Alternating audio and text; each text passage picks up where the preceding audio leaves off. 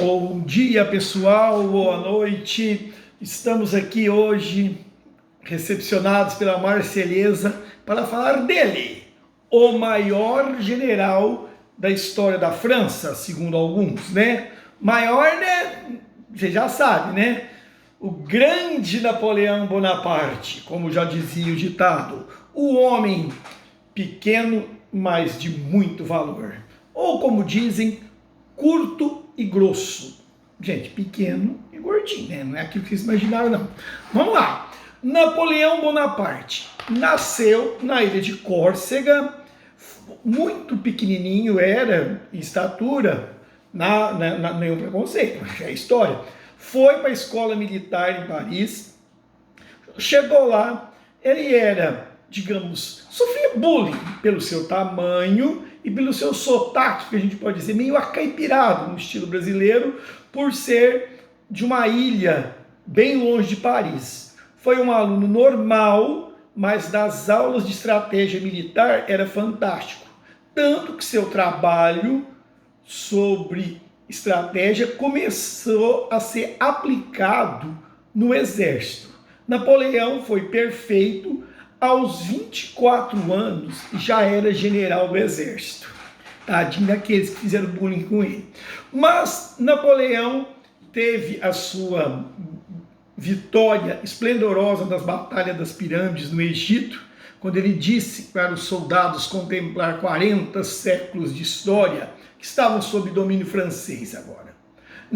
Mas o que acontecia na política da França? Revolução Francesa, governo do diretório, um governo fraco, corrupto, com uma corrupção interna, que já tinha sofrido ataques de Graco Babeuf, um líder jacobino, e a burguesia morrendo de medo dos jacobinos assumirem o poder.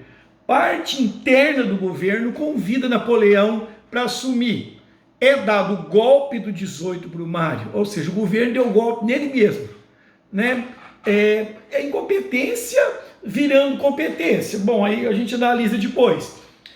Aí o Napoleão assume e termina então a primeira.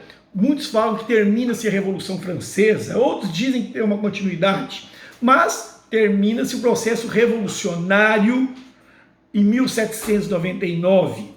Napoleão assume o governo do consulado. Eram 3 cônsules. Na prática, Napoleão mandava, os outros 2 tinham função consultivas. Ele nunca pediu consulta de ninguém. Napoleão, primeira coisa que ele fez, vamos reorganizar a França. O plano interno. Ele, no plano interno, ele vai criar o Banco da França, vai fazer grandes obras públicas, empregar as pessoas, acalmar o povo. E o Napoleão também, além disso tudo, ele faz o Código Civil Napoleônico, Código de Leis, organiza a França internamente. O povo trabalhando, a burguesia ganha dinheiro e ele governando. Faz uma paz de Amiens com a Inglaterra, só dura um ano. E depois, com a sua política militarista, avança sobre a Europa, conquista o continente europeu quase todo, faz um acordo com a Rússia, né? Ele, o imperador russo, sobrou quem? Só a Inglaterra. Problema que a marinha de Napoleão era muito inferior à inglesa. O que ele pensa então?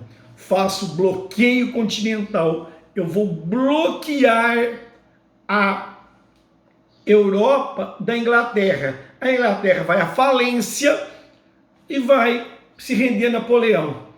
Mas existia um país desse tamanhozinho, gente, um tamanhozinho, mas chamado Portugal. Portugal, velho aliado da Inglaterra.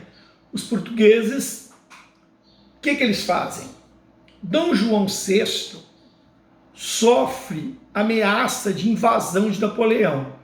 A Inglaterra ameaça invadir o Brasil. Ele foge para o Brasil. O que acontece então com Dom João? Dom João fica assim, se correr, o bicho pega, se o bicho come. Os ingleses falam, larga de ser burro português, foge para o Brasil.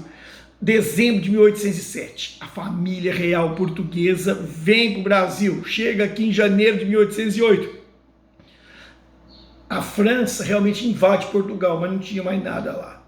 Aí, Dom João reabre pela primeira vez na história, o Brasil ao mundo, abrir as nações amigas, né? A Inglaterra. E a gente vai ter o comércio Brasil-Inglaterra. E o bloqueio, então, de continental, Napoleão sentiu o quê?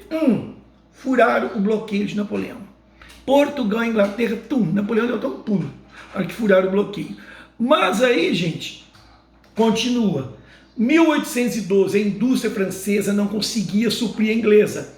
O imperador russo não teve outra situação. Furou o bloqueio de Napoleão também. Dessa vez Napoleão não aceitou, invade a Rússia com 500 mil soldados. Entrando os russos usam a tática terra arrasada.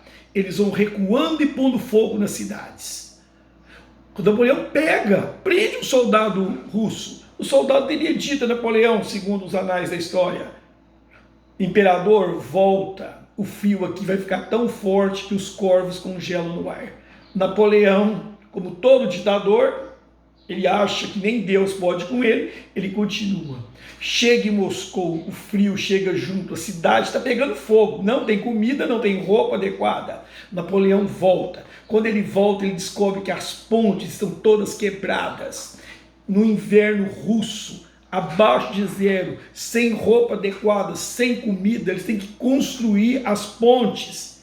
Chega a 50 mil pessoas só em Paris. Ele perde 450 mil homens na desastrosa campanha de 1812 para o general Inverno da Rússia, o pior frio do mundo. Pessoal, aí nós temos uma coligação de nações que derrota Napoleão na Batalha das Nações, em Leipzig, 1814. Os Bourbons voltam ao poder com Luís XVIII e o Napoleão exilado em Elba. Quase um ano depois, ele foge da ilha de Elba. Foge assim, né? Os soldados vêm com ele. Ele chega na França, ele é reverenciado, o exército fica do lado dele, ele se organiza rapidamente, que a gente chama de governo 100 dias, mas os demais países o que fizeram? Rapidamente entram em guerra com Napoleão, não deu tempo de se organizar totalmente, ele é definitivamente derrotado na Batalha de Waterloo e exilado na ilha de Santa Helena, que é o lugar mais distante da França que podiam mandar ele, e morre em 1821.